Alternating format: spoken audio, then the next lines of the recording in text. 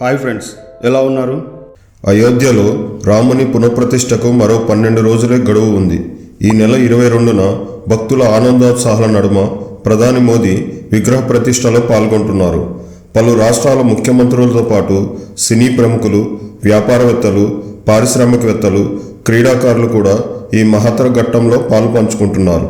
జనవరి 22 నాడే సీతారామ లక్ష్మణ విగ్రహాలను ఎందుకు ప్రతిష్ఠిస్తున్నారు అనే సందేహం సామాన్యులకు వస్తుంది. ఈ ముహూర్తం వెనుక చాలా కసరత్తే జరిగింది. 22 మధ్యాహ్నం 11:51 నుంచి 12:33 వరకు అభిజిత్ ముహూర్తం ఉంది. ఆ ముహూర్తంలోనే శివుడు త్రిపురాసురుణ్ణి సంహరించాడని పురాణాలు చెప్తున్నాయి.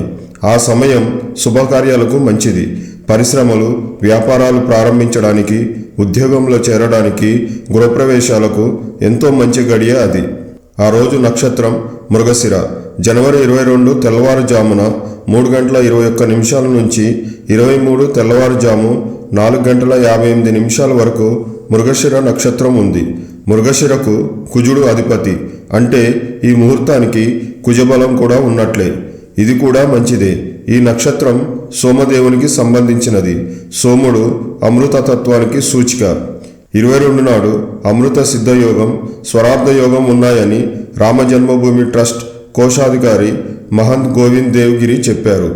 అందుకే మహంతులందరూ వేద విధులైన శ్రేష్ఠులతో కలిసి ఈ ముహూర్తాన్ని నిర్ణయించినట్లు పేర్కొన్నారు.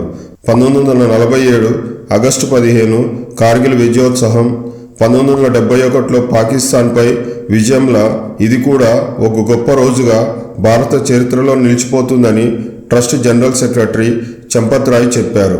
అదండి రాముడి విగ్రహ ప్రతిష్ఠ ముహూర్తం వెనుక ఉన్న కథ. జై హింద్.